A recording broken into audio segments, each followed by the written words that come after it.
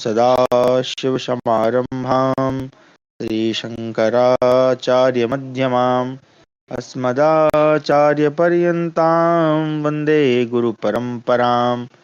ध्येयं सदा परिभवग्नमभीष्टदोहं तीर्थास्पदं शिवविरञ्चिनुतं शरण्यं विद्यार्थिहं प्रणतपालभवाब्धिपोतं वन्दे महापुरुषते चरणारविन्दं। सच्चिदानन्दरूपाय विश्वोत्पत्त्यादिहेतवे तापत्रयविनाशाय श्रीकृष्णाय वयं नमः। आप सभी का स्वागत है आज की हमारी शास्त्र दिन की कक्षा में, जहां हम अध्ययन कर रहे हैं महाभारत। इसकी पूर्व की कक्षा में हमने अध्ययन किया कि संजय के प्रश्न क्षमा करें, धृतराष्ट्र के प्रश्न पूछने पर जो संजय हैं, जिन्हें वेदव्यास जी के द्वारा दिव्य दृष्टि या यूं कहें कि ज्ञान प्रदान किया गया है, पूछने पर उन्हें जो ये जो समस्त विश्व है, ये जो समस्त पृथ्वी है, इसके विभिन्न द्वीपों का, यहाँ की नदियों का, यहाँ के वर्षों यानी देशों का, स्थानों का वर्णन किया जाता है और बड़े ही संक्षेप में ये वर्णन करते हैं। इनका विस्तार पूर्वक वर्णन हमें जो है विविध पुराणों में प्राप्त होता है। उसके बाद जो ये क्या नाम, संजय जो है युद्ध भूमि में गए हुए होते हैं, वहां से जब लौटते हैं तो आकर वो जो है धृतराष्ट्र को एक बड़ा ही दुखद समाचार सुनाते हैं कि पितामह भीष्म की जो है मृत्यु हो गई है। उस समाचार को सुनकर जो धृतराष्ट्र है बड़े दुखी होते हैं और फिर जो है भीष्म जी के लिए अनेक तरह के विशेषणों का प्रयोग करते हुए उनकी प्रशंसा करते हैं। उसी क्रम में वो प्रशंसा या कहें कि प्रशंसा करते हुए प्रश्न करते हैं कि भीष्म जी को मारा किसने है ना, तो किस प्रकार उनको मारा गया है, ये सारी बातें। और जब वो जो संजय है वो आके बताता है कि इनको शिखंडी ने मारा है, तो वो बार बार इनसे यही प्रश्न करते हैं। तो बड़े दुखी होकर वो जो है उनसे पूछ रहे होते हैं। तो हम चूंकि समय हो गया था, इसलिए हमने ये जो अध्याय चल रहा था इसको हमने बीच में ही रोक दिया था। आज उसके आगे हम पढ़ेंगे 51वें श्लोक से। यसूरम कृतिनम युद्धे सर्वशास्त्र विशारदम परमास्त्रविदम वीरम जघानम भरतर्षभम ये वीरास्तमत्सघ्नम अन्वयुः शस्त्र संसदि संसमे तत्तासासीद युद्धम भीष्मस्य पांडवैः योषेव हतवीरा मे सेनापुत्रस्य संजयः अगोपमिव चोद्भ्रांतं गोकुलं तद्बलं मम पौरुषं सर्वलोकस्य परं यस्मिन् महाहवे। तो ये जो राष्ट्र हैं वो यहाँ पे मतलब दुखी भी हैं और पूछ भी रहे हैं कि भाई भीष्म जी का वध कैसे कर दिया। तो इससे जान पड़ता है कि महापराक्रमी युद्ध दुर्मत परशुराम जी की अपेक्षा भी तेज और पराक्रम और बल में द्रुपद कुमार शिखंडी निश्चय ही बहुत बढ़ा चढ़ा है, जिसने संपूर्ण शास्त्रों के ज्ञान में निपुण परमास्त्र वेत्ता और सूरवीर विद्वान भरत कुलभूषण भीष्म जी का वध कर डाला है। उस युद्ध में शत्रुहंता भीष्म जी के साथ कौन कौन वीर थे? संजय, पांडवों के साथ भीष्म का किस प्रकार युद्ध हुआ यह मुझे बताओ। उन वीर सेनापति के मारे जाने पर मेरे पुत्र की सेना विधवा स्त्री के समान असहाय हो गई है। जैसे ग्वाले के बिना गांवों का समुदाय इधर उधर भटकता फिरता है, उसी प्रकार अब मेरी सेना भी उद्भ्रांत हो रही होगी। महान युद्ध के समय जिनमें संपूर्ण जगत का परम पुरुषार्थ प्रकट दिखाई देता है, वे ही भीष्म जब परलोक के पथिक हो गए, उस समय तुम लोगों के मन की अवस्था कैसी हुई थी? संजय, आज जीवित रहने पर भी हम लोगों में क्या सामर्थ्य है? जगत के विख्यात धर्मात्मा महापराक्रमी पिता भीष्म को युद्ध में मरवाकर हम उसी प्रकार शोक में डूब गए हैं, जैसे पार जाने की इच्छा वाले पथिक नाव को अगाध जल में डूबी हुई देखकर दुखी होते हैं। मैं समझता हूँ कि भीष्म जी के मारे जाने पर मेरे बेटे दुख के कारण अत्यंत शोक मग्न हो गए होंगे। संजय, मेरा हृदय निश्चय ही लोहे का बना हुआ है, जो पुरुषंग भीष्म को मारा गया सुनकर भी दीर्ण नहीं हो रहा है। जिस पुरुष रत्न तथा दुर्धर्ष वीर शिरोमणि में अस्त्र बुद्धि और नीति तीन अप्रमेय शक्तियां थी, वे युद्ध में कैसे मारे गए? जान पड़ता है अस्त्र से, शौर्य से, तपस्या से, बुद्धि से, धैर्य से तथा त्याग के द्वारा भी कोई मृत्यु से नहीं छूट सकता है। संजय, निश्चय ही काल की बहुत बड़ी शक्ति है, संपूर्ण जगत के लिए वह दुर्लंघ्य है, जिसके अधीन होने के कारण तुम शांतनु नंदन भीष्म को मारा गया बता रहे हो।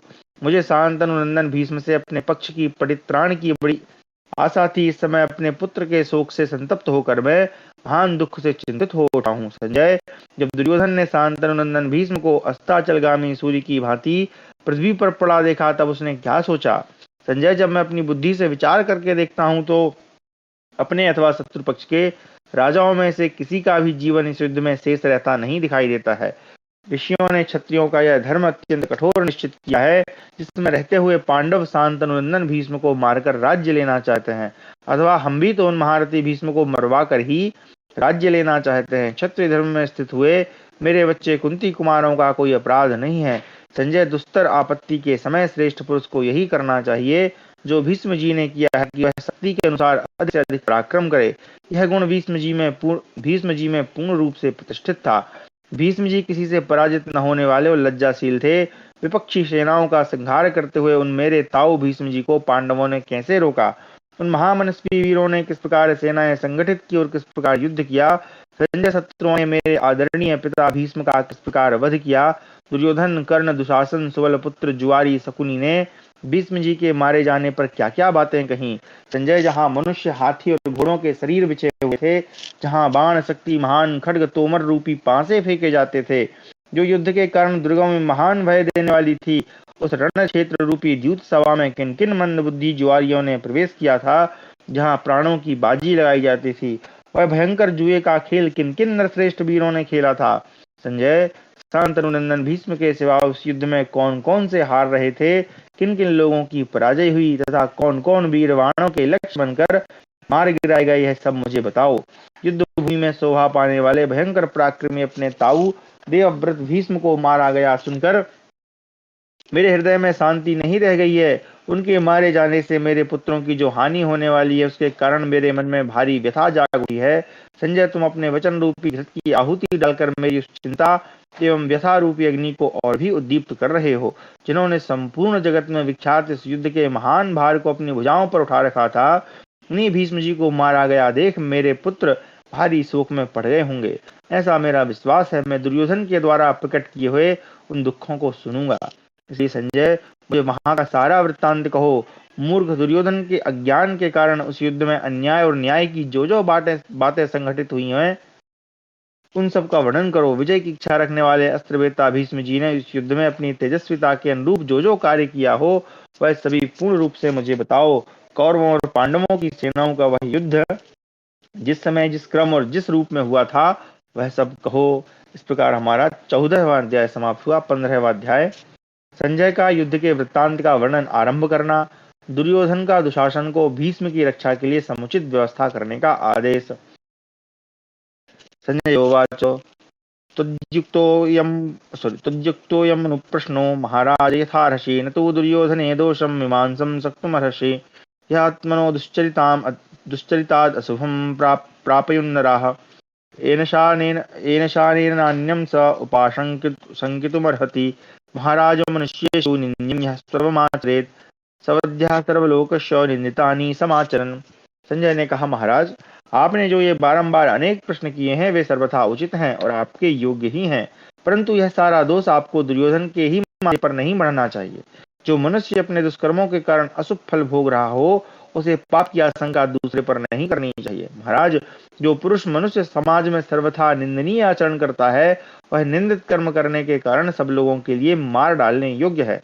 पांडव आप लोगों के द्वारा अपने प्रति किए गए अपमान एवं कपट पूर्ण बर्ताव को अच्छी तरह जानते थे, तथापि उन्होंने केवल आपकी ओर देखकर आपके द्वारा न्यायोचित बर्ताव होने की आशा रखकर दीर्घ काल तक अपने मंत्रियों सहित वन में रहकर क्लेश भोगा और सब कुछ सहन किया। भूपाल, मैंने हाथियों, घोड़ों तथा अमित तेजस्वी राजाओं के विषय में जो कुछ अपनी आंखों देखा है और योग बल से जिसका साक्षात्कार किया है, वह सब वृत्तांत सुना रहा हूँ।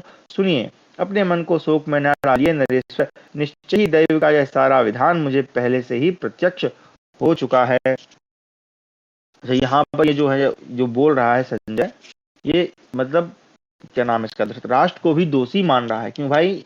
ये कह रहा है कि भाई, पांडवों ने तुम्हारी ओर भी देखा था, तुम चाहते तो उनको राज्य दिला सकते थे, लेकिन इसमें कहीं ना कहीं तुम भी दोषी ही हो।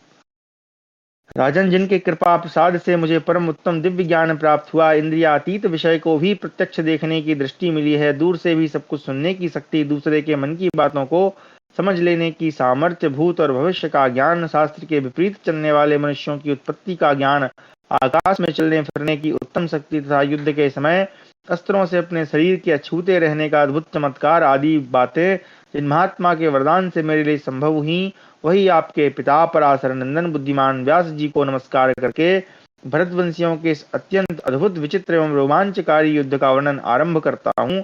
आप मुझसे यह सब कुछ जिस प्रकार हुआ था वह विस्तार पूर्वक सुन। महाराज, जब समस्त सेनाएं शास्त्रीय विधि के अनुसार व्यूह रचना पूर्वक अपने अपने स्थान पर युद्ध के लिए तैयार हो गईं, उस समय दुर्योधन ने दुशासन से कहा, दुशासन, तुम भीष्म जी की रक्षा करने वाले रथों को शीघ्र तैयार कराओ। संपूर्ण सेनाओं को भी शीघ्र उनकी रक्षा के लिए तैयार हो जाने की आज्ञा दो। मैं वर्षों से जिसके लिए चिंतित था वह यह सेना सहित कौरव पांडवों का महान संग्राम मेरे सामने उपस्थित हो गया है। इस समय युद्ध में भीष्म जी की रक्षा से बढ़कर दूसरा कोई कार्य मैं अवश्य नहीं समझता हूँ, क्योंकि वे सुरक्षित रहें तो कुंती के पुत्रों, सोमक वंशियों तथा संजयों को भी मार सकते हैं। शुद्ध हृदय वाले पितामह भीष्म मुझसे कह चुके हैं कि मैं शिखंडी को युद्ध में नहीं मारूंगा, क्योंकि सुनने में आया है कि वह पहले स्त्री था, अतः रणभूमि में मेरे लिए वह सर्वथा त्याज्य है। इसलिए मेरा विचार है कि इस समय हमें विशेष रूप से भीष्म जी की रक्षा में ही तत्पर रहना चाहिए। मेरे सारे सैनिक शिखंडी को मार डालने का प्रयत्न करें। पूर्व, पश्चिम, दक्षिण तथा उत्तर दिशा के जो वीर अस्त्र विद्या में सर्वथा कुशल हों, वे ही पितामह भीष्म की रक्षा करें। यदि महाबली सिंह भी आरक्षित दशा में हो तो उसे एक भेड़िया भी मार सकता है। हमें चाहिए कि सियार के समान शिखंडी के द्वारा सिंह सदृश भीष्म को न मरने दें। अर्जुन के बाएं पहिए की रक्षा युधामन्यु और दाहिने की रक्षा उत्तमौजा कर रहे हैं। अर्जुन के ये दो रक्षक प्राप्त हैं और अर्जुन शिखंडी की रक्षा कर रहे हैं। अतः दुशासन, भीष्म से उपेक्षित तथा अर्जुन से सुरक्षित होकर शिखंडी जिस प्रकार गंगानंदन भीष्म को न मार सके वैसा प्रयत्न करो। इस प्रकार हमारा 15वां अध्याय समाप्त हुआ। 16वां अध्याय दुर्योधन की सेना का वर्णन। संजयोवाचो ततो रजन्यां विश्वायां शब्दा संभवन महान कृषतां भूमिपालानां युजितामिति संगदुन्दुभिघोषश्च सिंहनादैश्च भारत हयहेसितनादिश्च रथनेमिष्टनस्तथा गजानां बृहदाञ्चैव योधानां चापि गर्जतां श्वेलितास्फोटितोत्कृष्टैः तुमुलं सर्वतोऽभवत्। संजय कहते हैं, राजन, तदनंतर रात्रि के अंत में सवेरा होते ही रथ जोतो, युद्ध के लिए तैयार हो जाओ। इस प्रकार के जोर जोर से बोलने वाले राजाओं का महान कोलाहल सब ओर छा गया। भरत नंदन संग दुंदुभियों की ध्वनि, वीरों के सिंहनाद, घोड़ों की हिनहाट, रथ के पहियों की घरघराहट, हाथियों की गर्जना तथा गरजते हुए योद्धाओं के सिंहनाद करने, ताल ठोकने और जोर जोर से बोलने आदि की तुमुल ध्वनि सब ओर व्याप्त हो गई। महाराज, सूर्योदय होते होते कौरवों और पांडवों की वह सारी विशाल सेना संपूर्ण रूप से युद्ध के लिए तैयार हो उठी। राजेंद्र, आपके पुत्रों तथा पांडवों के अस्त्र शस्त्र तथा कवच चमक उठे। भारत तब सूर्योदय के प्रकाश में आपकी और शत्रुओं की सारी सेनाएं शस्त्रों से सुसज्जित एवं अत्यंत विशाल दिखाई देने लगी। जाम्बूनद नामक स्वर्ण से विभूषित आपके हाथी और रथ बिजलियों सहित मेघों की घटा के समान प्रकाशमान दिखाई देते थे। बहुसंख्यक रथों की सेनाएं नगरों के समान दृष्टिगोचर हो रही थी। उनके बीच आपके ताऊ भीष्म जी पूर्ण चंद्रमा के समान प्रकाशित हो रहे थे। आपकी सेना के सैनिक धनुष, खड्ग, रिष्टि, गदा, शक्ति और तोमर आदि चमकीले अस्त्र शस्त्र लेकर उन सेनाओं में खड़े थे। प्रजानाथ, हाथी, घोड़े, पैदल रथी शत्रुओं को बांधने के लिए जाल से बनकर एक जगह सैकड़ों और हजारों की संख्या में खड़े थे। अपने और शत्रुओं के अनेक प्रकार के ऊंचे ऊंचे चमकीले ध्वज हजारों की संख्या में दृष्टिगोचर हो रहे थे। स्वर्णमय आभूषण पहने, मणियों के अलंकारों से विचित्र अंगों वाले सहस्त्रों हाथी सवार सैनिक अपनी प्रभा से शिखाओं सहित प्रज्वलित अग्नि के समान प्रकाशित हो रहे थे। जैसे इंद्र भवन में देवराज इंद्र के चमकीले ध्वज फहराते रहते हैं, उसी प्रकार कौरव पांडव सेना के ध्वज भी फहरा रहे थे।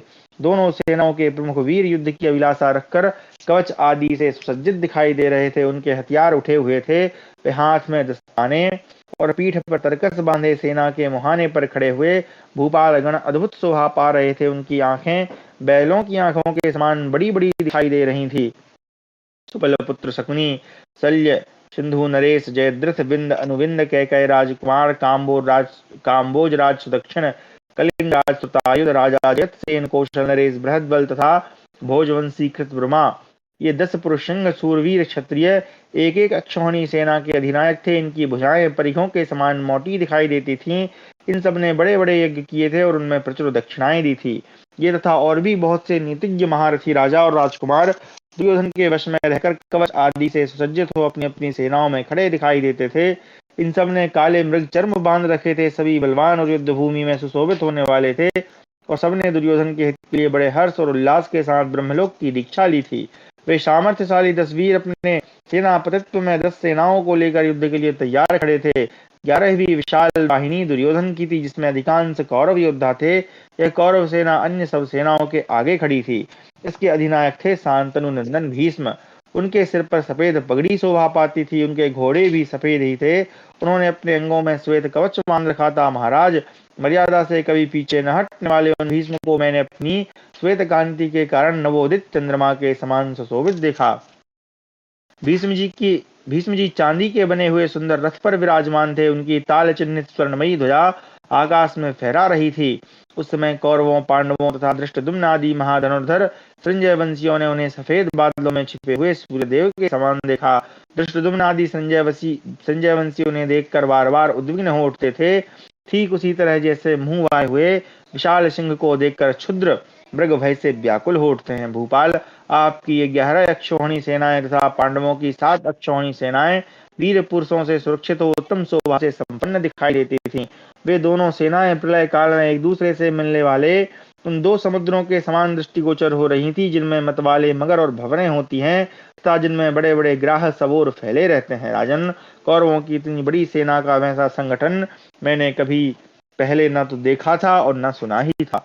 इस प्रकार हमारा 16वां अध्याय समाप्त हुआ। 17वां अध्याय कौरव महारथियों का युद्ध के लिए आगे बढ़ना तथा उनके व्यूह, वाहन और ध्वज आदि का वर्णन। संजय उवाच यथा स भगवन् व्यासा कृष्णद्वयं ब्रवीत होना था, हाँ ठीक है, ब्रवीत है, यहाँ पे थोड़ा सा मिसप्रिंट है। यथा स भगवान् व्यासा कृष्णद्वयं ब्रवीत तैः सहिता सर्वे समाजमुहुः महीक्षिता मघाविषयघा सोमस्तदम् तद्दिनं प्रत्यपद्यतो दीप्यमानाश्च सम्पेतुर्दिवि सप्तमहाग्रहा द्विधा भूतैवादित्य उदये प्रत्यदृश्यतो ज्वलन्त्या शिखया भूयो भानुमानोदितो रविः। संजय कहते हैं, राजन, श्री कृष्णद्वैपायन भगवान व्यास ने जैसा कहा था उसी के अनुसार सब राजा कुरुक्षेत्र में एकत्र हुए थे। उस दिन चंद्रमा मघा नक्षत्र पर था। आकाश में 7 महाग्रह अग्नि के समान उद्दीप्त दिखाई दे रहे थे। उदय काल में सूर्य 2 भागों में बटा हुआ सा दिखाई देने लगा था। साथ ही वह अपनी प्रचंड ज्वालाओं से अधिकाधिक जाज्वल्यमान होकर उदित हुआ था। संपूर्ण दिशाओं में दाहसा हो रहा था और मांस तथा रक्त आहार करने वाले गीदड़ और कौवे मनुष्य तथा पशुओं की लाशों की लालसा रखकर अमंगल सूचक शब्द कर रहे थे। कुरुकुल के वृद्ध पितामह भीष्म तथा भरद्वाज नंदन द्रोणाचार्य, ये दोनों शत्रुदमन महारथी प्रतिदिन सवेरे उठकर मन को संयम में रखते हुए यही आशीर्वाद देते थे कि पांडवों की जय हो, परंतु वे जैसी प्रतिज्ञा कर चुके थे उसके अनुसार आपके लिए ही पांडवों के साथ युद्ध करते थे। उस दिन संपूर्ण धर्मों के विशेषज्ञ आपके ताऊ देवव्रत भीष्म जी सब राजाओं को बुलाकर उनसे इस प्रकार बोले, क्षत्रियो, यह युद्ध तुम्हारे लिए स्वर्ग का खुला हुआ विशाल द्वार है। तुम लोग इसके द्वारा इंद्र तथा ब्रह्मा जी का सालोक्य प्राप्त करो।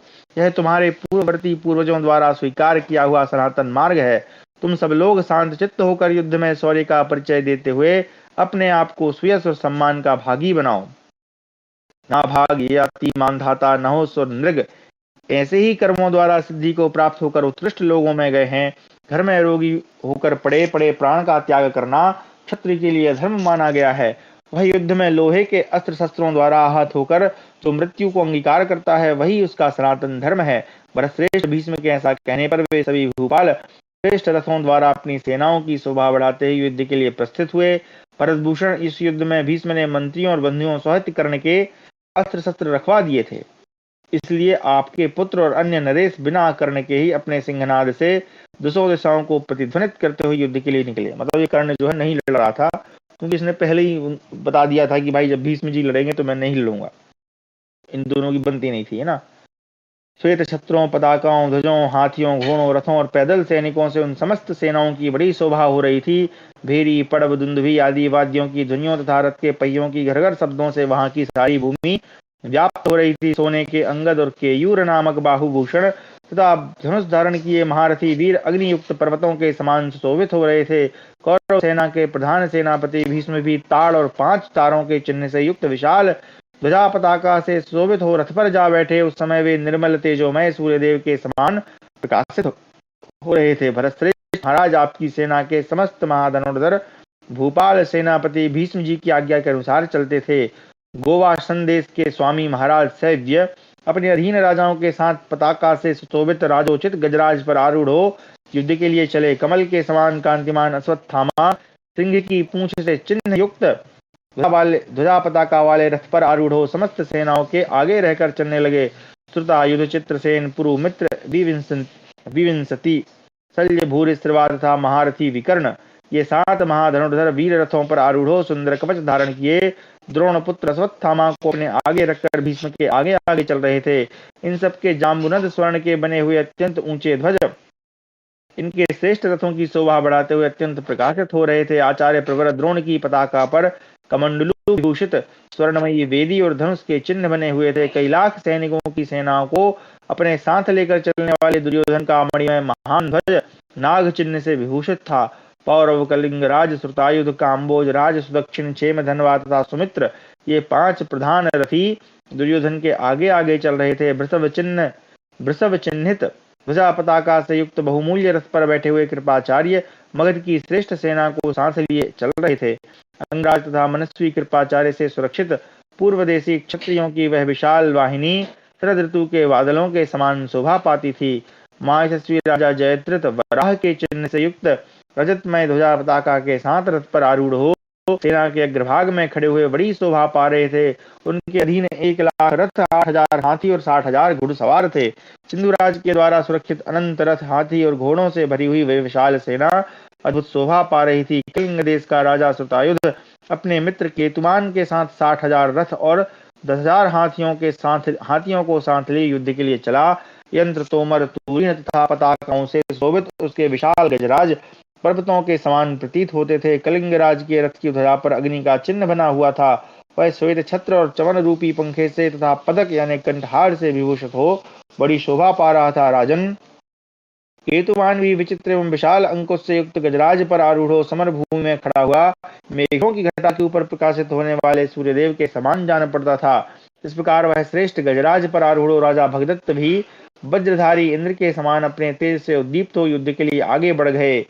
अवंती देश के राजकुमार विंद और अनुविंद भी भगदत्त के समान ही तेजस्वी थे। वे दोनों भाई हाथी की पीठ पर बैठकर केतुमान के पीछे पीछे चल रहे थे। राजन रथों के समूह से युक्त उस सेना का भयंकर व्यूह सर्वतोमुखी था। सर्वतोमुखी यानी सब जगह को जिसका मुख जो है सब तरफ था यानी हम कह सकते हैं चारों दिशाओं तरफ था।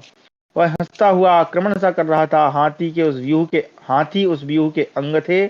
राजाओं का समुदाय ही उसका मस्तक था और घोड़े उसके पंख जान पड़ते थे। द्रोणाचार्य राजा शांतनु नंदन भीष्म आचार्य पुत्र अश्वत्थामा बाल्लीक और कृपाचार्य ने उस सैन्य व्यूह का निर्माण किया था। इस प्रकार हमारा 17वां अध्याय समाप्त हुआ। 18वां अध्याय कौरव सेना का कोलाहल तथा भीष्म के रक्षकों का वर्णन। संजयोवाचो तो मुहूर्ता तुमुलः शब्दो हृदय कंपना श्रूयत महाराज योधानां प्रियुयुत्सताम् शङ्खदुन्दुभिघोषस्य वारणानां च निहति नेमिघोषैरथानां च दीर्यतीव वसुन्धरा हयानां हृषमाणानां योधानां चैव गर्जतां चयनेव नभो भूमि शब्देन पूरितं तदा।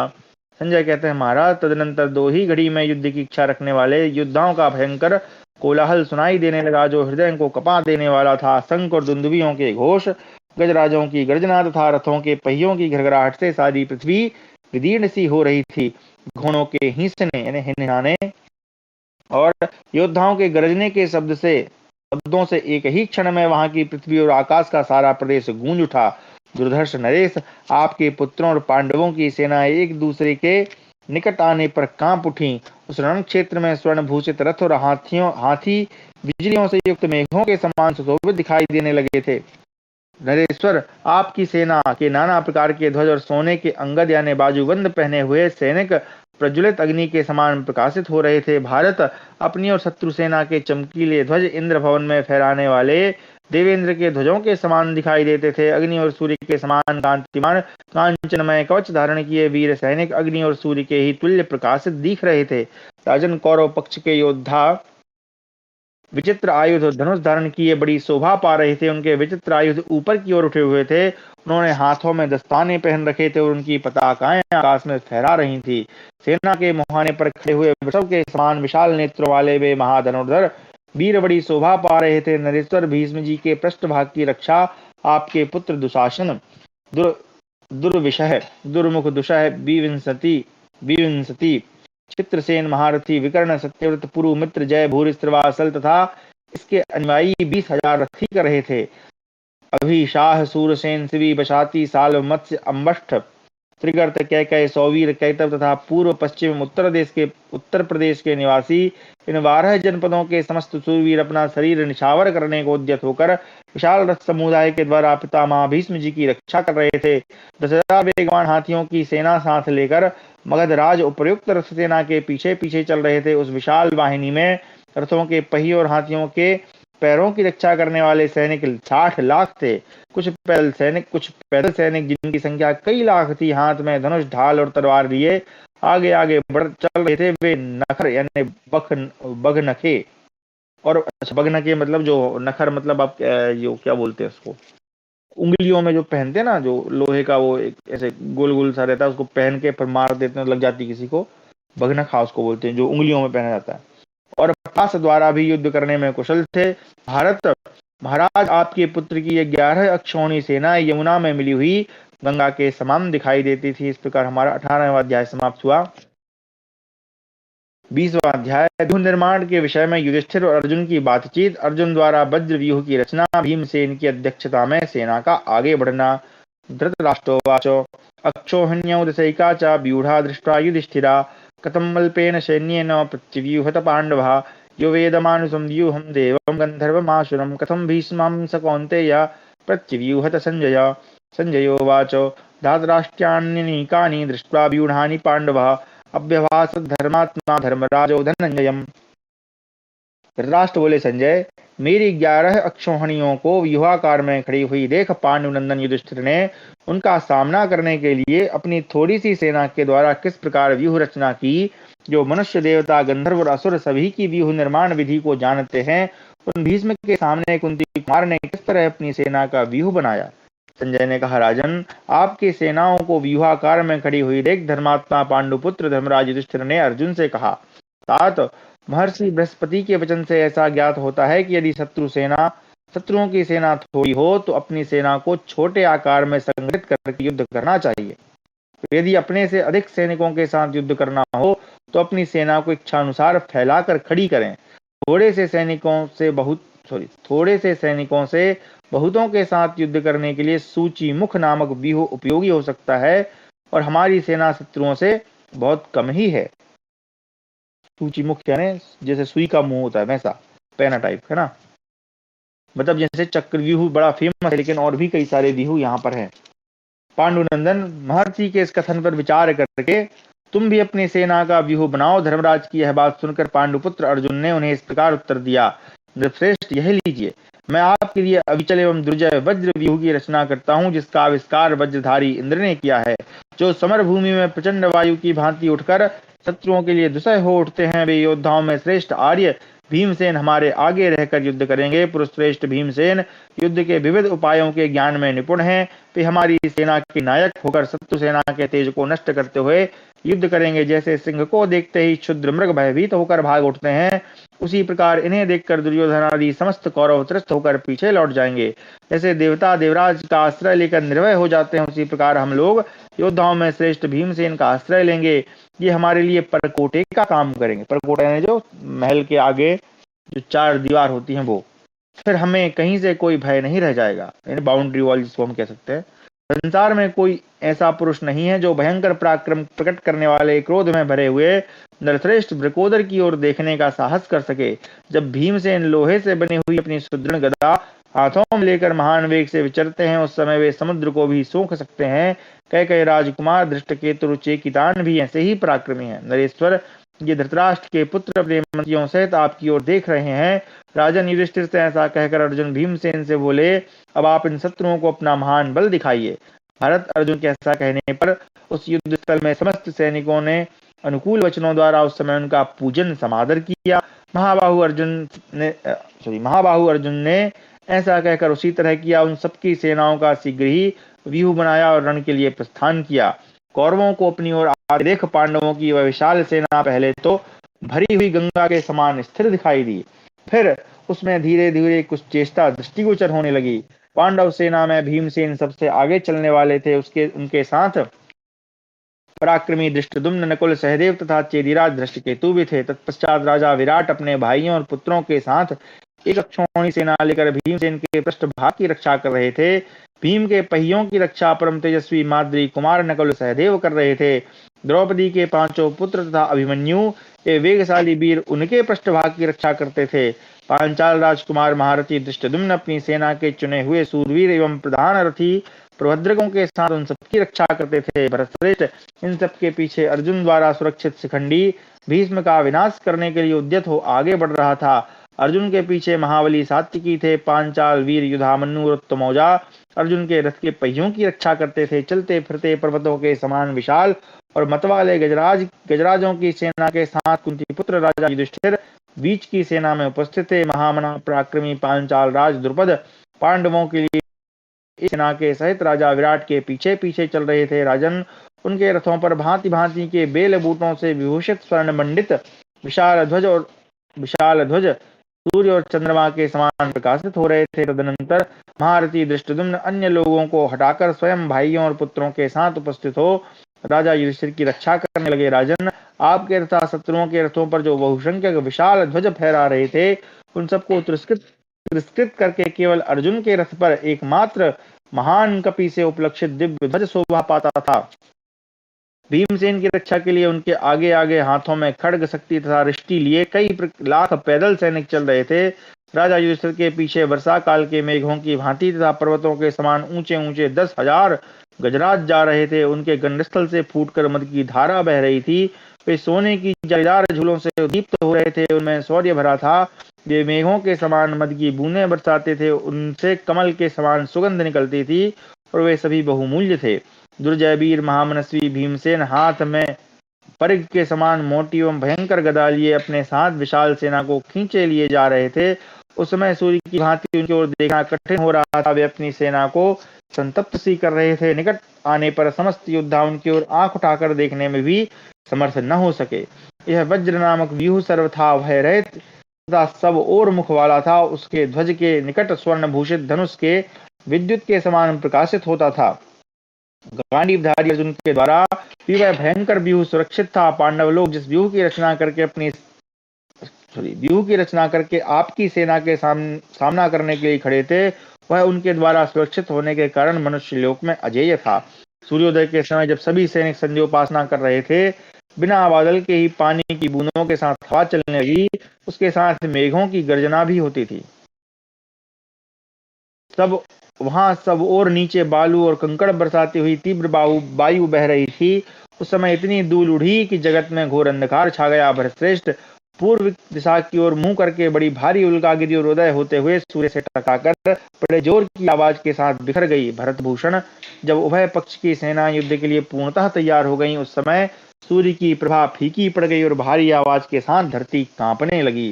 श्रेष्ठ, उस समय ऐसा जान पड़ता था मानो पृथ्वी विकट नाद करती हुई फटी जा रही है। राजन, संपूर्ण दिशाओं में अनेक बार वज्रपात के समान भयानक शब्द प्रकट हुए।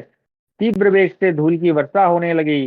कुछ भी सूझ नहीं पड़ता था। सहसा वायु के वेग से ध्वज हिलने लगे। पताका सहित वे ध्वज सूर्य के समान तेजस्वी जान पड़ते थे। उन्हें सोने के हार और सुंदर वस्त्रों से सजाया गया था।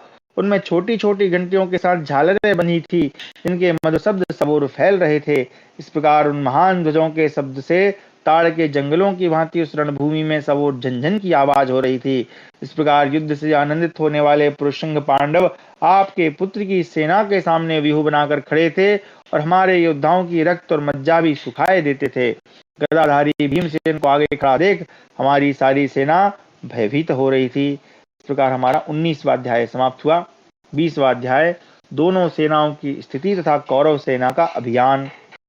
धृतराष्ट्रोवाचो सूर्योदये संजय केन सॉरी क्षमा करें सूर्योदये संजय केनु पूर्वं युत्सवो हृष्यमाणा इवाशन मामका वा भीष्मनेत्रः समीपे पांडवा वा भीष्मनेत्रास्तदानीं केषां जघन्यौ सोमसूर्यौ सवायुः केषां सेनां स्वापदाश्चावसन्त केषां यूनां मुखवर्णः प्रसन्नः सर्वं ह्येतद्ब्रूहि तत्त्वं यथावत्। धृतराष्ट्र ने पूछा, संजय, सूर्योदय के समय किस पक्ष के योद्धा युद्ध की इच्छा से अधिक हर्ष का अनुभव करते हुए से जान पड़ते थे? भीष्म के नेतृत्व में निकट आए हुए मेरे सैनिक अथवा भीमसेन की अध्यक्षता में आने वाले पांडव सैनिक उस समय कौन अधिक प्रसन्न थे?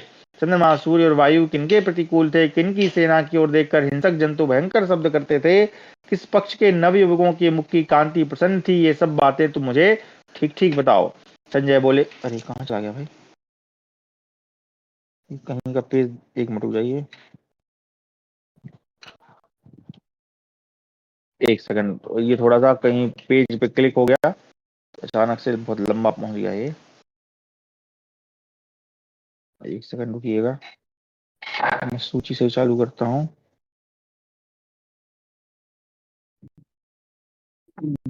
अरे कहाँ गया भाई,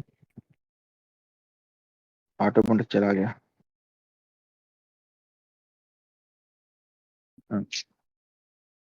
क्षमा करें, तो पता नहीं कहाँ क्लिक हो गया था। संजय बोले, नरेंद्र, दोनों ओर की सेनाएं समान रूप से आगे बढ़ रही थी। दोनों ओर के व्यूह में खड़े हुए सैनिक हर्ष से उल्लसित थे। दोनों ही सेनाएं वन श्रेणियों के समान आश्चर्य रूप प्रतीत होती थी और दोनों ही हाथी, रथ एवं घोड़ों से भरी हुई थी। भारत, दोनों ओर की सेनाएं विशाल भयंकर दुसह थी। मानव विधाता ने दोनों सेनाओं को स्वर्ग की प्राप्ति के लिए ही रचा था। दोनों में ही सत्पुरुष भरे हुए थे। आपके पुत्र कौरवों का मुख पश्चिम दिशा की ओर था और कुंती के पुत्र उनसे युद्ध करने के लिए पूर्वाभिमुख खड़े थे। कौरव सेना दैत्यराज की सेना के समान जान पड़ती थी और पांडव वाहिनी देवराज इंद्र की सेना के तुल्य प्रतीत होती थी। पांडव सेना के पीछे की ओर से हवा चल रही थी और आपके पुत्रों की ओर देखकर हिंसक जंतु बोल रहे थे। आपके पुत्र की सेना में जो हाथी थे वे पांडव पक्ष के गजराजों के मदों की तीव्र गंध सहन नहीं कर पाते थे। दुर्योधन कमल के समान कांति वाले मदस्त्रावी गजराज पर बैठकर कौरव सेना के मध्य भाग में खड़ा था। उसके हाथी पर सोने का हौदा कसा हुआ था और पीठ पर सोने की जाली बिछी हुई थी। उस समय बंदी और मागध जन उसकी स्तुति कर रहे थे। एक मिनट में हौदा का शब्द देख लूं संस्कृत में क्या है। हस्तिनम पद्मवर्णम स्वर्णकुसुम जालवंतम प्रभु, अच्छा ठीक है, कक्ष बोला है यहाँ पे। उसके मस्तक पर चंद्रमा के समान कांतिमान श्वेत छत्र तना हुआ था और कंठ में सोने की माला शोभित हो रही थी। गांधार राज शकुनी गांधार देश के पर्वतीय योद्धाओं के साथ आकर दुर्योधन को सब ओर से घेर कर चल रहा था। हमारी संपूर्ण सेना के आगे बूढ़े पितामह भीष्म थे। उनके सिर पर श्वेत रंग की पगड़ी थी और श्वेत वर्णगाही छत्र तना हुआ था। उनके धनुष और खड्ग भी श्वेत ही थे। वे श्वेत शैल के समान प्रकाशित होने वाले श्वेत घोड़ों और श्वेत ध्वज से शोभित हो रहे थे। उनकी सेना में आपके सभी पुत्र बालिक सेना का एक अंश सल और अम्बष्ट सौवीर सिंधु तथा पंचनद देश के सूरवीर क्षत्रिय विद्यमान थे। उनके पीछे प्रायः समस्त राजाओं के गुरु उदार हृदय वाले महामना द्रोणाचार्य हाथ में धनुष लिए लाल घोड़ों से जिते हुए स्वर्णमय रथ में बैठकर भूमिपाल की भांति युद्ध के लिए जा रहे थे। वृद्धक्षत्र का पुत्र जयद्रथ, भूरिश्रवा पुरुमित्र जय साल्व मत्स्य देती क्षत्रिय तथा सब भाई कह राजकुमार युद्ध की इच्छा से हाथियों के समूहों को साथ ले संपूर्ण सेना के मध्य भाग में स्थित थे। ये दोबारा का है वर्णन कर रहे हैं भाई। महाराज, महान धनुर्धर विचित्र रीति से युद्ध करने वाले गौतम वंशीय महावना कृपाचार्य गुरुतर भार ग्रहण करके शक किरात यवन तथा पल्लव सैनिकों के साथ कौरव सेना के बाएं भाग होकर चल रहे थे। हाथ में हथियार लिए सुरक्षित सुराष्ट्र देशीय वीरों तथा विष्णु और भोजवंश के महारथियों द्वारा पालित विशाल सेना कृतवर्मा द्वारा सुरक्षित होकर आपकी सेना के दाहिने भाग से होकर युद्ध के लिए यात्रा कर रही थी। या तो हम अर्जुन पर विजय प्राप्त करेंगे अथवा हमारी मृत्यु हो जाएगी। ऐसी प्रतिज्ञा करके 10,000 संसप्तक रथी तथा बहुत से अस्त्रवेत्ता त्रिगर्त देशीय सूरवीर जिस ओर अर्जुन थे उसी ओर जा रहे थे। भारत, आपकी सेना में 1,00,000 से अधिक हाथी थे। एक एक हाथी के साथ 100 रथ थे और एक एक रथ के साथ 100 घोड़े थे। प्रत्येक अश्व के पीछे 10-10 धनुर्धर और प्रत्येक धनुर्धर के साथ 100 पैदल सैनिक नियुक्त किए गए थे जो ढाल तलवार लिए चलते थे। भरत नंदन, इस प्रकार भीष्म जी ने आपकी सेनाओं का व्यूह रचा था। शांतनु नंदन सेनापति भीष्म प्रत्येक दिन मानुष, दैव, गांधर्व और आसुर प्रणाली के अनुसार व्यूह रचना करके सेना के अग्रभाग में स्थित होते थे। भीष्म द्वारा रचित कौरव सेना का वह व्यूह महारथियों के समुदाय से संपन्न हो समुद्र के समान गर्जना करता था। युद्ध में उसका मुख पश्चिम की ओर था। नरेंद्र, आपकी सेना अत्यंत रूप वाली एवं क्षमा करें, आपकी सेना अनंत रूप वाली तथा भयंकर थी। पांडवों की वैसी नहीं थी, परंतु मैं तो उसी सेना को विशाल और दुर्जय मानता हूँ। इसके नेता साक्षात भगवान श्री कृष्ण अर्जुन हैं। इस प्रकार हमारा 20वां अध्याय समाप्त हुआ। 21वां अध्याय, कौरव सेना को देखकर युधिष्ठिर का विषाद करना और श्री कृष्ण की कृपा से ही विजय होती है, यह कहकर अर्जुन का उन्हें आश्वासन देना। संजयोवाच बृहतीं धार्तराष्ट्रस्य सेनां दृष्ट्वा समुद्यतां विषादम् अगमगद क्षमा करें विषादम् अगमद राजा कुंतीपुत्रो युधिष्ठिरा व्यूहं भीष्मेण चावेद्यं कल्पितं प्रेक्ष्य पांडवा अक्षोभ्यमेव संप्रेक्ष्य विवरणोऽर्जुनमब्रवीत् धनंजय कथं शक्यम् अस्माभिः योद्धुमावहे धार्तराष्ट्रीय महाबाहो योषाम योद्धा पितामह। संजय कहते हैं, राजन, युद्ध के लिए उद्यत हुई दुर्योधन की विशाल सेना को देखकर कुंतीपुत्र राजा युधिष्ठिर के मन में विषाद छा गया। भीष्म ने जिस व्यूह की रचना की थी उसका भेदन करना असंभव था। उसे अक्षोभ्य सा देखकर पांडुनंदन युधिष्ठिर की अंग कांति फीकी पड़ गई। वे अर्जुन से इस प्रकार बोले, महाबाहु धनंजय, जिनके प्रधान योद्धा भीष्म पितामह हैं, उन धृतराष्ट्र पुत्रों के साथ हम समर भूमि में कैसे युद्ध कर सकते हैं। महातेजस्वी शत्रुसूदन भीष्म ने शास्त्रीय विधि के अनुसार यह अक्षोभ्य अवेद्य व्यूह रचा है। शत्रुनाशन अर्जुन, हम लोग अपनी सेनाओं के साथ प्राण संकट की स्थिति में पहुंच गए हैं। इस महान व्यूह से हमारा उद्धार कैसे होगा। राजन, तब शत्रुओं का नाश करने वाले अर्जुन ने आपकी सेना को देखकर विषाद से ग्रस्त हुए कुंतीपुत्र युधिष्ठिर को संबोधित करके कहा, प्रजानाथ, अधिक बुद्धिमान, उत्तम गुणों से युक्त तथा बहुसंख्यक सूरवीरों को भी बहुत थोड़े योद्धा जिस प्रकार जीत लेते हैं उससे बताता हूं, सुनिए। राजन, आप दोष दृष्टि से रहित हैं, अतः आपको वह युक्ति बताता हूं। पांडुनंदन, उसे केवल देवर्षि नारद, भीष्म तथा द्रोणाचार्य जानते हैं। कहते हैं, पूर्व काल में जब देवासुर संग्राम हो रहा था, उस समय इसी विषय को लेकर पितामह ब्रह्मा ने इंद्र आदि देवताओं से इस प्रकार कहा था, विजय की इच्छा रखने वाले सुवीर अपने बल और पराक्रम से वैसी विजय नहीं पाते जैसी कि सत्य, सज्जनता, धर्म तथा उत्साह से प्राप्त कर लेते हैं। देवताओं, अधर्म, लोभ और मोह त्याग कर उद्यम का सहारा ले अहंकार शून्य होकर युद्ध करो। जहां धर्म है उसी पक्ष की विजय होती है। राजन, इसी नियम के अनुसार आप भी यह निश्चित रूप से जान लें कि युद्ध में हमारी विजय अवश्यम भावी है। जैसा कि नारद जी ने कहा है, जहां कृष्ण है वहीं विजय है। विजय तो श्री कृष्ण का एक गुण है, अतः वह उनके पीछे पीछे चलता है। जैसे विजय गुण है, उसी प्रकार विनय भी उनका द्वितीय गुण है। भगवान गोविंद का तेज अनंत है। वे शत्रुओं के समुदाय में कभी व्यथित नहीं होते, क्योंकि वे सनातन पुरुष अर्थात परमात्मा है। अतः जहां श्री कृष्ण है वहीं विजय है। ये श्री कृष्ण कहीं भी प्रतिहत या अवरुद्ध न होने वाले ईश्वर हैं। इनका वाण अमोघ है। ये ही पूर्व काल में श्रीहरि के रूप में प्रकट हो वज्र गजन के समान गंभीर वाणी में देवताओं और असुरों से बोले, तुम लोगों में से किसकी जय हो। उस समय जिन लोगों ने उनका आश्रय लेकर पूछा, कृष्ण, हमारी जीत कैसे होगी, उन्हीं की जीत हुई। इस प्रकार श्री कृष्ण की कृपा से ही इंद्र आदि देवताओं ने त्रिलोकी का राज्य प्राप्त किया। अतः भारत, मैं आपके लिए किसी प्रकार की व्यथा या चिंता होने का कारण नहीं देखता, क्योंकि देवेश्वर तथा विश्वम्भर भगवान श्री कृष्ण आपके लिए विजय की आशा करते हैं। इस प्रकार हमारा 21वां अध्याय समाप्त हुआ। 22वां अध्याय, युधिष्ठिर की रण यात्रा, अर्जुन और भीमसेन की प्रसन्नता तथा श्री कृष्ण का अर्जुन से कौरव सेना को मारने के लिए कहना। संजयोवाच ततो युधिष्ठिरो राजा स्वाम सेनां समनोदयत् प्रतिव्यूहन्नीकानि भीष्मस्य भरतर्षभा यथोदिष्टान्यनीकानि प्रत्यव्यूहन्त पाण्डवः स्वर्गं परममिच्छन्त सुयुद्धेन कुरुद्वः मध्ये शिखण्डिनोनीकं रक्षितं सव्यसाचिना धृष्टद्युम्नश्चरन्नगरे भीमसेनेन पालितः। संजय कहते हैं, भरतश्रेष्ठ, तदनंतर राजा युधिष्ठिर ने भीष्म जी की सेना का सामना करने के लिए अपनी सेना की व्यूह रचना करते हुए उसे युद्ध के लिए प्रेरित किया। कुरुकुल के धुरंधर वीर पांडवों ने उत्तम युद्ध के द्वारा उत्कृष्ट स्वर्गलोक की इच्छा रखकर शास्त्रोक्त विधि से शत्रु के विरुद्ध, या शत्रु के यहाँ पे मुकाबले लिखा है, शत्रु के मुकाबले में अपनी सेना का व्यूह निर्माण किया। व्यूह के मध्य भाग में सव्यसाची अर्जुन द्वारा सुरक्षित शिखंडी की सेना थी और अग्रभाग में भीमसेन द्वारा पालित धृष्टद्युम्न विचरण कर रहे थे। राजन, उस व्यूह के दक्षिण भाग की रक्षा इंद्र के समान धनुर्धर सात्वत श्रोमणी श्रीमान सात्विकी कर रहे थे। राजा युधिष्ठिर हाथियों की सेना के बीच में खड़े होकर एक सुंदर रथ पर आरूढ़ हुए, जो देवराज इंद्र की रथ की समानता कर रहा था। उस रथ में सब आवश्यक सामग्री रखी गई थी। भांति भांति के स्वर्ण तथा रत्नों से विभूषित होने के कारण उस रथ की विचित्र शोभा हो रही थी। उसमें स्वर्णमय भांड तथा रस्सियां रखी हुई थी। उस समय किसी सेवक ने युधिष्ठिर के ऊपर हाथी के दांतों की बनी हुई सलाखाओं से युक्त श्वेत छत्र लगा रखा था, जिसकी बड़ी शोभा हो रही थी। कुछ महर्षि गणों ने नाना प्रकार की स्तुतियों द्वारा महाराज युधिष्ठिर की प्रशंसा करते हुए उनकी दक्षिणावर्त परिक्रमा की। शास्त्रों के विद्वान पुरोहित, ब्रह्मर्षि और सिद्धगण जप मंत्र तथा उत्तम औषधियों द्वारा सब ओर से युधिष्ठिर के कल्याण और शत्रुओं के संहार का शुभ आशीर्वाद देने लगे। उस समय देवराज इंद्र के समान तेजस्वी कुरुश्रेष्ठ महात्मा युधिष्ठिर बहुत से वस्त्र, गाय, फल, फूल और स्वर्णमय आभूषण ब्राह्मणों को दान देते हुए आगे बढ़ रहे थे। अर्जुन का रथ ज्वाला मालाओं से युक्त अग्नि के समान शोभा पा रहा था। उसमें सूर्य की आकृति के सहस्त्रों चक्र विद्यमान थे। सैकड़ों क्षुद्र घंटिकाएं लगी थीं। बहुमूल्य जाम्बू नद नामक स्वर्ण से भूषित होने के कारण उस रथ की विचित्र शोभा हो रही थी। उसमें श्वेत रंग के घोड़े और सुंदर पहिए लगे थे। गांडीव, धनुष और बाण हाथ में लिए कपिध्वज अर्जुन उस रथ पर आरूढ़ थे। भगवान श्री कृष्ण ने उसकी बागडोर संभाल रखी थी। अर्जुन के समान धनुर्धर इस भूतल पर न तो कोई है और न होगा ही। महाराज, उस सुंदर बाहों वाले भीमसेन बिना आयुध के केवल भुजाओं से ही युद्ध में मनुष्यों, घोड़ों और हाथियों को भस्म कर सकते हैं।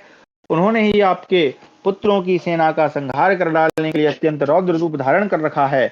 वृकोदर, भीमसेन, नकुल, सहदेव साथ रहकर अपने वीररथी धृष्टद्युम्न की रक्षा कर रहे थे, जो सिंहों और सारणों के समान उन्मत्त हो युद्ध का खेल खेलते हैं, जिनका दर्प गजराज के समान बढ़ा हुआ है तथा जो लोक में इंद्र के समान पराक्रमी है। उन्हीं दुर्धर्ष वीर भीमसेन को सेना के अग्रभाग में उपस्थित देख आपके सैनिक भय से उद्विग्न चित्त हो कीचड़ में फंसे हुए हाथियों की भांति व्यथित हो उठे। उस समय सेना के मध्य भाग में खड़े हुए दुर्जय वीर निद्रा विजयी भरत श्रेष्ठ राजकुमार अर्जुन से भगवान श्री कृष्ण ने इस प्रकार कहा। भगवान वासुदेव बोले, धनंजय, ये जो अपनी सेना के मध्य भाग में स्थित हो रोष से तप रहे हैं और सिंह के समान हमारी सेना की ओर देखते हैं, ये ही कुरुकुल के तो भीष्म हैं, जिन्होंने अब तक 300 अश्वमेधों का अनुष्ठान किया है। जैसे बादल अंशुमाली सूर्य को ढक लेते हैं, उसी प्रकार ये सारी सेनाएं इन महानुभाव भीष्मों को आच्छादित किए हुए हैं। नरवीर अर्जुन, तुम पहले इन सेनाओं को मारकर भरत कुलभूषण भीष्म जी के साथ युद्ध की अभिलाषा करो। हमारा 22वां अध्याय समाप्त हुआ। 23वां अध्याय अर्जुन के द्वारा दुर्गा देवी की स्तुति, वर प्राप्ति और अर्जुन कृत दुर्गास्तवन के पाठ की महिमा। संजय उवाच, धार्तराष्ट्रबलं दृष्ट्वा युद्धाय समुपस्थितम् अर्जुनस्य सार्थाय कृष्णो वचनमब्रवीत्। श्रीभगवानुवाच, सुदृढभूत्वा महाबाहो संग्राभिमुख स्थिते पराजयाय शत्रूणां दुर्गास्त्रोतं मुदीरय। संजय उवाच, एवमुक्तोऽर्जुनः संख्ये वासुदेवेन धीमता अवतीर्य रथात् पार्थास्त्रुतं माह कृताञ्जलि। अर्जुनोवाच, नमस्ते सिद्धसेनानि आर्ये मंदरवासिनी कुमारी काली कपाली कपिले कृष्ण पिंगले। पूरा पढ़ देता हूँ। भद्रकाली नमस्तुभ्यम महाकाली नमोस्तुते चंडी चंडे नमस्तुभ्यम तारिणी वरवर्णिनी। ये पूरा दुर्गा स्त्रोत है, तो इसको अपन चलो देखते हैं। ये तो सब उसमें पढ़ लेंगे। संजय कहते हैं, दुर्योधन की सेना को युद्ध के लिए उपस्थित देख श्री कृष्ण ने अर्जुन के हित के लिए इस प्रकार कहा। श्री भगवान बोले, महाबाहो, तुम युद्ध के सम्मुख खड़े हो, पवित्र होकर शत्रुओं को पराजित करने के लिए दुर्गा देवी की स्तुति करो। संजय कहते हैं, परम बुद्धिमान भगवान वासुदेव के द्वारा रण क्षेत्र में इस प्रकार आदेश प्राप्त होने पर कुंती कुमार अर्जुन रथ से नीचे उतरकर दुर्गा देवी की स्तुति करने लगे। अर्जुन बोले, मंदराचल पर निवास करने वाली सिद्धों की सेना नेत्री आर्ये, तुम्हें बारंबार नमस्कार है। तुम्ही कुमारी काली कपाली कपिला कृष्ण पिंगला भद्रकाली और महाकाली आदि नामों से प्रसिद्ध हो। तुम्हें बारंबार प्रणाम है। दुष्टों पर प्रचंड कोप करने के कारण तुम चंडी कहलाती हो। भक्तों को संकट से तारने के कारण तारिणी हो। तुम्हारे शरीर का दिव्य वर्ण बहुत ही सुंदर है। मैं तुम्हें प्रणाम करता हूँ। ये पूरा संस्कृत में है, अगर एक मिनट देख लेता हूँ कितना है, तो छोटा ही सा है, पढ़ ही लेते हैं। हाँ, चलिए। महाभागे, तुम्ही सौम्य और सुंदर रूप वाली पूजनीया कात्यायनी हो। तुम्ही विकराल रूप धारणी काली हो। तुम्ही विजय और जया के नाम से विख्यात हो। मोर पंख की तुम्हारी ध्वजा है। नाना प्रकार के आभूषण तुम्हारी अंगों की शोभा बढ़ाते हैं।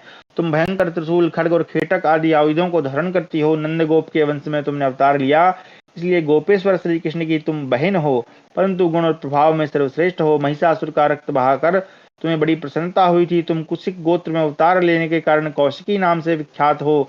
तुम पीताम्बर धारण करती हो। जब तुम शत्रुओं को देखकर अट्टहास करती हो, उस समय तुम्हारा मुख चक्रवाक के समान उद्दीप्त हो उठता है। युद्ध तुम्हें बहुत ही प्रिय है। मैं तुम्हें बारंबार प्रणाम करता हूँ। उमा, शाकंभरी, श्वेता, कृष्णा, टैटभनाशिनी, हिरण्याक्षी, विरूपाक्षी और सुधूम्राक्षी आदि नाम धारण करने वाली देवी, तुम्हें अनेकों बार नमस्कार है। तुम वेदों की श्रुति हो। तुम्हारा स्वरूप अत्यंत पवित्र है। वेद और ब्राह्मण तुम्हें प्रिय हैं। तुम्ही जात वेदाग्नि की शक्ति हो। जम्बू, कटक और चैत्य वृक्षों में तुम्हारा नित्य निवास है। तुम समस्त विद्याओं में ब्रह्म विद्या देहधारियों की महानिद्रा हो भगवती। तुम कार्तिकेय की माता हो, दुर्गम स्थानों में वास करने वाली दुर्गा हो। सावित्री, स्वाहा, सुधा, कला, काष्ठा, सरस्वती, वेद माता तथा वेदांत, ये सब तुम्हारे ही नाम है महादेवी। मैंने विशुद्ध हृदय से तुम्हारा स्तवन किया है। तुम्हारी कृपा से इस रणांगण में मेरी सदा ही जय हो। माँ, तुम घोर जंगल में, भयपूर्ण दुर्गम स्थानों में, भक्तों के घरों में तथा पाताल में भी नित्य निवास करते हो। युद्ध में दानवों को हराती हो। तुम ही जम्भिनी, मोहिनी, माया, हरी, श्री, संध्या, प्रभावती, सावित्री और जननी हो। तुष्टि, पुष्टि, धृति तथा सूर्य चंद्रमा को बढ़ाने वाली दीप्ति भी तुम ही हो। तुम ही ऐश्वर्यवानों की विभूति हो। युद्ध भूमि में सिद्ध और चारण तुम्हारा दर्शन करते हैं। संजय कहते हैं, राजन, अर्जुन के इस भक्तिभाव का अनुभव करके मनुष्यों पर वात्सल्य रखने वाली माता दुर्गा अंतरिक्ष में भगवान श्री कृष्ण के सामने आकर खड़ी हो गई और इस प्रकार बोली। देवी ने कहा, पांडुनंदन, तुम थोड़े ही समय में शत्रुओं पर विजय प्राप्त करोगे। दुर्धर्ष वीर, तुम तो साक्षात नर हो। ये साक्षात नारायण तुम्हारे सहायक हैं। तुम रण क्षेत्र में शत्रुओं के लिए अजय हो। साक्षात इंद्र भी तुम्हें पराजित नहीं कर सकते। ऐसा कहकर वरदायिनी देवी दुर्गा वहां से क्षण भर में अंतर्धान हो गई। वह वरदान पाकर कुंती कुमार अर्जुन को अपनी विजय का विश्वास हो गया। फिर वे अपने परम सुंदर रथ पर आरूढ़ हुए। फिर एक रथ पर बैठे हुए श्री कृष्ण और अर्जुन ने अपने दिव्य शंख बजाए। जो मनुष्य सवेरे उठकर स्त्रोत का पाठ करता है, उसे यक्ष, राक्षस और पिशाचों से भय कभी नहीं होता। शत्रु तथा सर्प आदि विषैले दांतों वाले जीव भी उसको कोई हानि नहीं पहुंचा सकते। राजकुल से कभी उसे कोई भय नहीं होता। इसका पाठ करने से विवाद में विजय प्राप्त होती है और बंदी बंधन से मुक्त हो जाता है। वह दुर्गम संकट से अवश्य पार हो जाता है। चोर भी उसे छोड़ देते हैं। वह संग्राम में सदा विजयी होता है और विशुद्ध लक्ष्मी प्राप्त करता है। इतना ही नहीं, इसका पाठ करने वाला पुरुष आरोग्य बल से संपन्न हो 100 वर्षों की आयु तक जीवित रहता है। यह सब परम बुद्धिमान भगवान व्यास जी की कृपा प्रसाद से मैंने प्रत्यक्ष देखा है। राजन, आपके सभी दुरात्मा पुत्र क्रोध के वशीभूत हो मोहवश यही नहीं जानते कि ये श्री कृष्ण और अर्जुन ही साक्षात नर नारायण ऋषि हैं। वे काल के पास से बद्ध होने के कारण इस समयोचित बात को बताने पर भी नहीं सुनते। द्वैपायन, व्यास, नारद, कर्ण तथा पाप शून्य परशुराम ने तुम्हारे पुत्रों को बहुत रोका था, परंतु उसने उनकी बात नहीं मानी। जहाँ न्यायोचित बर्ताव है, तेज और कांति है, जहाँ हरि, स्त्री और बुद्धि है, तथा जहाँ धर्म विद्यमान है वहीं श्री कृष्ण है, और जहाँ श्री कृष्ण है वहीं विजय है। तो यहाँ यतस धर्मो तथा कृष्णो यतः कृष्णा ततो जयः। तो ये बड़ा प्रसिद्ध वाक्य है। इस प्रकार हमारा 23वां अध्याय समाप्त हुआ। कक्षा को हम यही विराम देते हैं, समय हो गया होगा जी। तो आगे फिर हम पढ़ेंगे सैनिकों के हर्ष और उत्साह के विषय में, धृतराष्ट्र और संजय का